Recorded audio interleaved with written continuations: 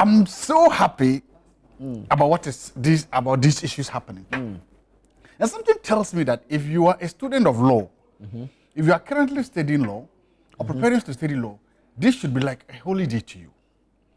Because I don't know whether there's anything in the curriculum at law school that specifically deals with issues like this. Right. And I don't remember the last time a law lecturer can walk into a lecture hall and say, this is a case study of how this chief justice or a chief justice was removed. Right. That whatever theories and legal principles we've learned, this was when they came clashing. So study that. It doesn't happen. Yeah. I've not seen that. Under this current dispensation, this is the first time that a chief justice is going. So I want to believe that students of law, people who are interested in law, and those of us... You say going as if it's a done deal. Okay, I've said this, and I don't want people out there to be saying that I'm being very repetitive and anything. She's gone. The chief justice, my hypothesis is that she's gone. She's not going back to her office. She's been suspended. Again, I know, I agreed, but I'm saying that my hypothesis is that the chief justice is gone. What is happening is just a mere formalities until final data. I wouldn't even be surprised if the letter is just sitting on the desk waiting to be signed and the date put in there for it to go. She's gone. And the only reason why she might go back to the office, I've said this again, I don't want to sound repetitive or boring, is if probably she left something there, she's going back for it. If not, she's gone. That's it. Because those are the political aims. The legal process means it's a legal means to achieve a political objective. Right. And the political objective is to get her out of there. I've stated this clear, and I just want to emphasize so that nobody says that I'm being... No, that's what it is, now, according to your hypothesis. I am happy this is happening. If you speak to somebody, will say, oh, Charlotte Osei was removed from office. Oh, the Shraj Loretta was also removed from the office. But those are both qualitatively and quantitatively different. Charlotte Osei and Loretta were not co-equal arms of government. They were not. We have, in principle, what is called the separation of powers. And that means that the powers are separate but equal. Right. The executive, the legislature, and the judiciary. That means that in theory and based on the principle we have, the Chief Justice, the Speaker of Parliament, and the President are there. That is why, you remember there was a time that the Speaker of Parliament said back that I am number 3, what's your number? He was being very emphatic about it because that is the position. Yeah. So it should not be very easy to remove a co-equal arm of government. Yeah. It shouldn't be a day's play. It shouldn't just be that, oh, we wake up and it is gone. No, it should be difficult. It should intentionally be difficult. It should be controversial. There ought to be political price to pay and a political price to gain. Politically, whosoever does this should either gain something or lose something. That political aspect must be factored into it. It is baked into that cake because it's a very, very, very serious thing that you are beginning to do. So I'm happy that's happening. Secondly, I'm happy that unlike both Charlotte Osei and the other woman, the Chief Justice is not sitting like an easy target to be taken out. No. That she's saying that this is my arena. This is my field. I know this business. So I am going to fight this and fight to the end. That I am also going to fight using the law. And that is what makes me happy. That I'm also going to go to the same judicial system. I'm also going to use the same legal system to fight for remuneration. Maybe she's not fighting for herself because she knows she's going to. But probably she's fighting for her daughter. Okay. Maybe she's fighting for your daughter. Maybe she's fighting for any other woman outside there who might have. Because I've heard from some quarters and from some people that say that, oh, why doesn't she just retire? Resign. It will make this thing easy.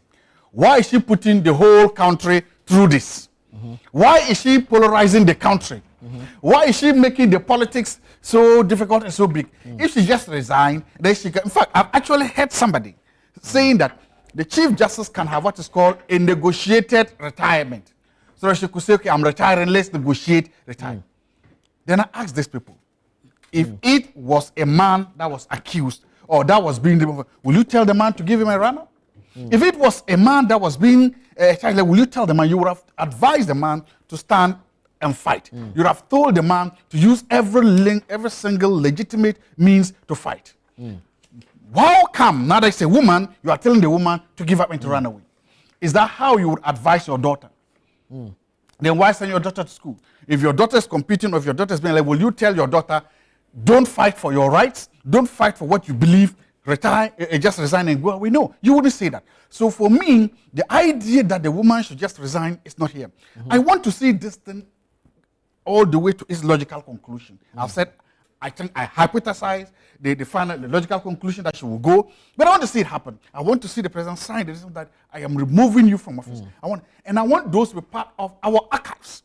I want those to be part of the history of Ghana, so that tomorrow when we are teaching political science at the premium political science department, we can tell you that yes, it was this president under this who was the first to remove a chief justice from office. Then we can have the text, we can have the documents to better educate our students that this happened, that this is one of the few things that happened, and that is okay. We can and should do that. Secondly, this is politics. Somebody once said that war is politics by other means. This process is politics by other means. So when I hear somebody says, and I like the optics, it's the usual, what is happening here is the usual NDC, MPP politics, nothing about it. Nothing about it.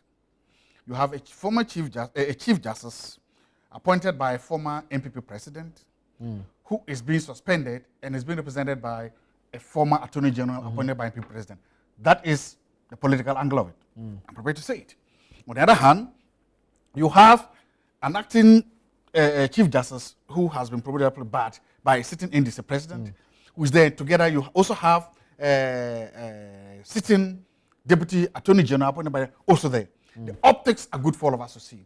At the end of the day, everybody is trying to do one or two things. As I said, they've all baked this in this transactional cost theory. It said the woman would go. The NDC is trying very hard not to get any political blowback from this process.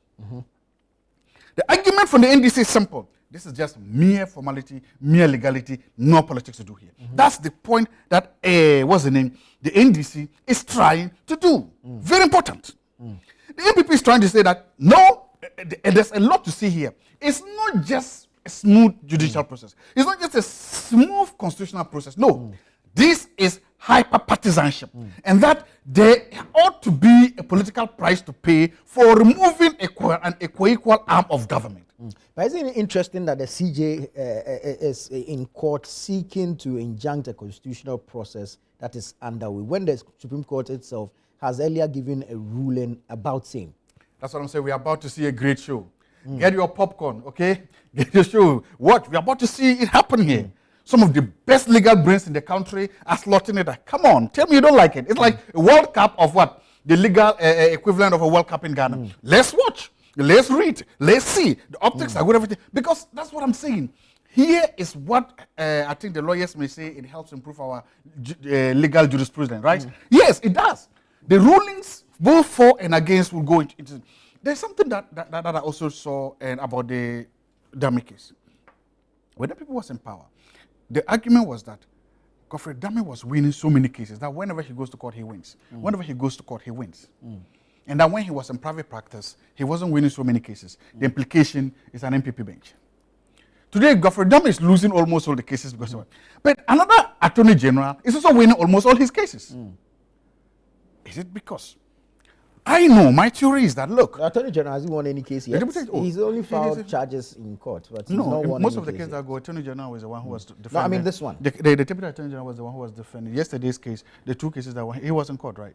Okay, yeah. He was in court. He was in court. I called those winners. So far, almost every case that has gone to the Supreme Court about this injunction, he has been the one there. He's won all of them. So he's on a winning spree. Good for you, Prof. I know he was a fellow at the University of Ghana. He's also winning. Yes, I'm sorry. I've met him once. Very nice guy and smart guy too. So what should we read something to that too? That he too is on the winning spree?